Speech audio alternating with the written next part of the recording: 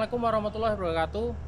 Perkenalkan, nama saya Heri Handoko, NRP 8010726. Di sini saya akan mencoba menjelaskan tentang periodical service PC small untuk minor, di mana maintenance schedule chartnya adalah untuk 250 hour dan 500 hour. Untuk lebih jelasnya, ikutin video ini sampai habis ya. Sebelum memulai pekerjaan, pastikan JSA sudah dibuat dan disosialisasi kepada tim. Pastikan juga untuk logout dan tagout sudah terpasang dengan benar untuk mengisolasi energi bahaya yang ada di unit. Pastikan juga unit di posisi yang level ya teman-teman.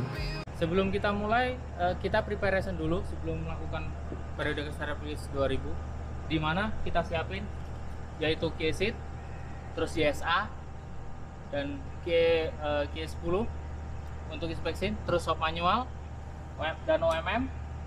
Terus ini tool pendukungnya, di sini ada push-pull scale. Terus untuk pengecekan undercarriage kita membutuhkan alat-alat dari P2U. Terus yang terakhir adalah alat kita, nyawa kita, toolbox. Pada pengecekan area baterai yang perlu kita perhatikan adalah yang pertama, kondisi fan plug atau tutupnya itu dalam keadaan bersih dan tidak buntu. Level baterai elektrolit pun dalam keadaan standar, dan wiringnya masih dalam keadaan bagus dan terkoneksi tanpa ada karat. Oke, selanjutnya adalah ini adalah main fuel filter. Kita bongkar dengan ini alatnya. Setelah kita bongkar, kita masukkan, kita kencangkan. Nah, kita tarik ke kiri untuk membongkar. Setelah terbongkar, maka di sini akan ada, kita bersihkan housingnya supaya tidak ada kotoran dan kita mengetahui identifikasi jika terjadi kerusakan. Setelah itu kita lakukan pemasangan pada filter. Pada main filter kita pasang. Sebelum pasang jangan lupa olesin oli. Sisanya setelah itu kita lakukan pengencangan dengan tangan dulu.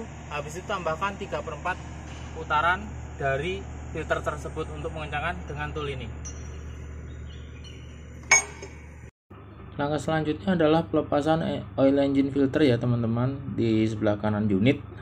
Langsung saja dilakukan pembongkaran. Setelah dibongkar jangan lupa dilakukan inspeksi bersihannya, atau ada kotoran atau ada keretakan kerusakan yang lain. Setelah itu lakukan pengencangan. Jangan lupa ya, oli engine-nya diisi di filternya. Pengencangannya seperti biasa, ditambahin dari kencang normal ditambahin 3/4 putaran. Pada langkah selanjutnya adalah penggantian preview filter ya teman-teman. Jangan lupa untuk menutup kerannya fuel sebelum melakukan penggantian. Nah, di situ di fuel filter ada tandanya 3/4. Jadi untuk meminimalisir kesalahan saat pengencangan. Jangan lupa juga di priming ya. Selanjutnya adalah untuk pembersihan water separator. Di situ ada lock nut di atas itu untuk pengendoran dan pengencangannya. Nah, oke. Kebetulan di unit ini dilengkapi dengan rakor ya teman-teman. Di situ ada elemen yang harus diganti saat dilakukan servis ya.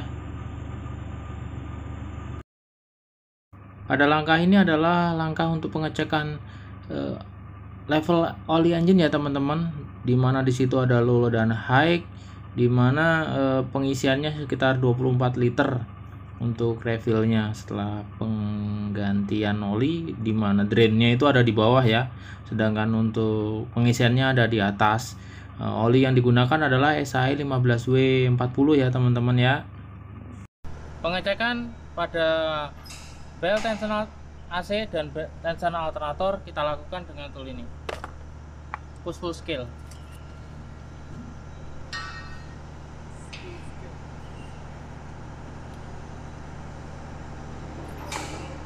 Dimana poinnya adalah di sini ada ini, kita letakkan di push-pull, baru kita lakukan dorong. Di sini akan terbaca. Selanjutnya adalah pengecekan untuk klem-klem intake maupun turbo ataupun klem coolant yang ada di atas engine semuanya ya, koneksinya semuanya dicek, dan sekalian juga untuk dilakukan inspeksi di coolantnya apakah ada kekurangan pada cooling sistemnya atau enggak. Untuk langkah selanjutnya adalah pengecekan air cleaner ya teman-teman. Di situ ada inner dan outer air cleaner, dan pembersihannya itu sekitar maksimum adalah 5 kali ya teman-teman, karena saat sudah ke-6 berarti inner dan outer harus diganti. Oke.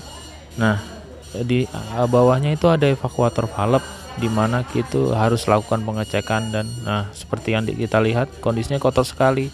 Itu harus dilepas, dicuci sekalian sama covernya ya teman-teman, untuk dikeringkan, habis itu dipasang kembali.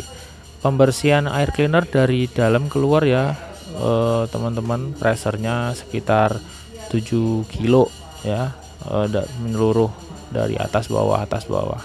Oke. Lakukan pengecekan untuk level oli machinery ya, di situ untuk tempat pengisiannya, dan di sini ada untuk pengecekannya. Pastikan posisinya di ring antara low dan high. Di situ ada tanda L dan H. Untuk pengecekan final drive, pastikan track kondisi level ya, ada seperti di gambar sebelah kiri. Jika ada kurang maka dilakukan penambahan.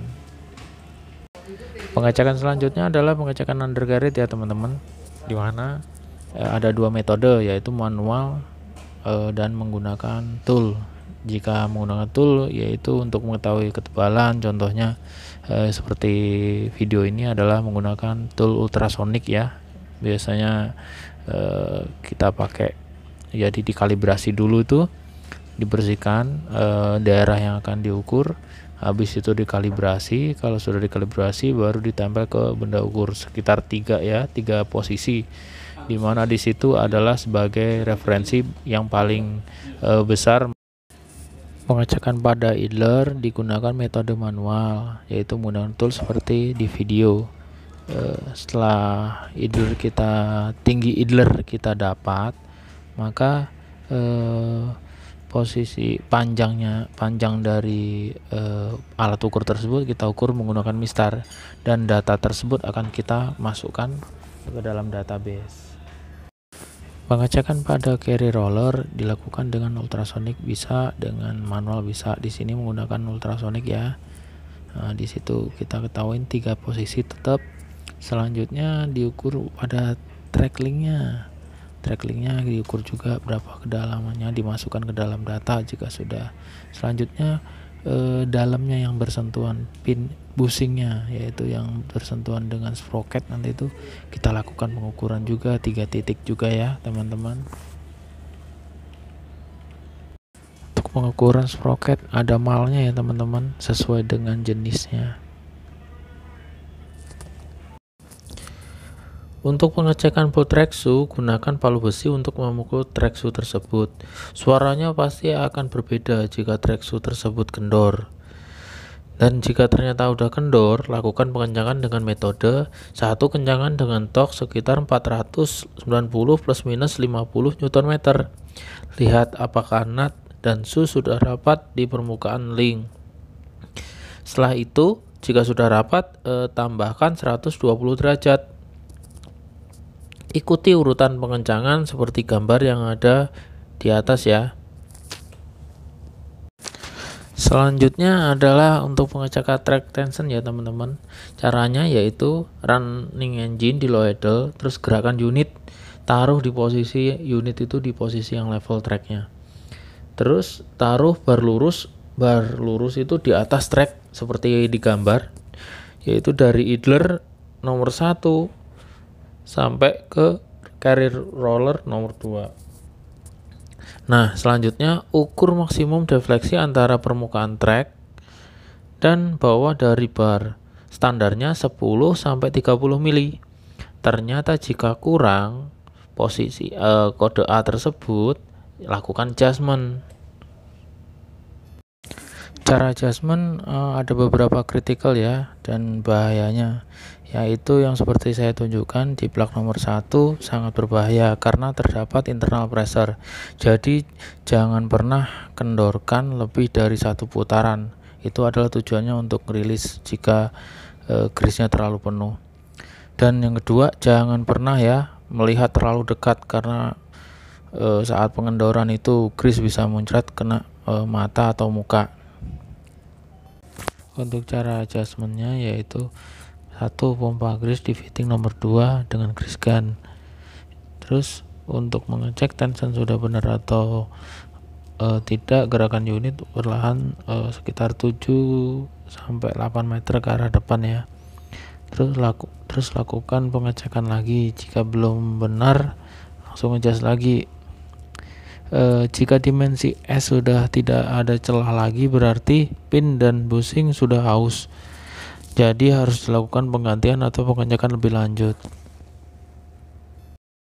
Untuk langkah selanjutnya adalah proses greasing ya teman-teman, dimana di situ di OMM udah dijelaskan pin-pin untuk dilakukan greasing, bisa secara manual atau bisa menggunakan dengan yang otomatis, yaitu menggunakan angin lewat loop truck. Sekian video dari saya, ada kurang lebihnya saya mohon maaf. Terima kasih untuk menonton video saya kali ini. Saya tutup. Assalamualaikum warahmatullahi wabarakatuh.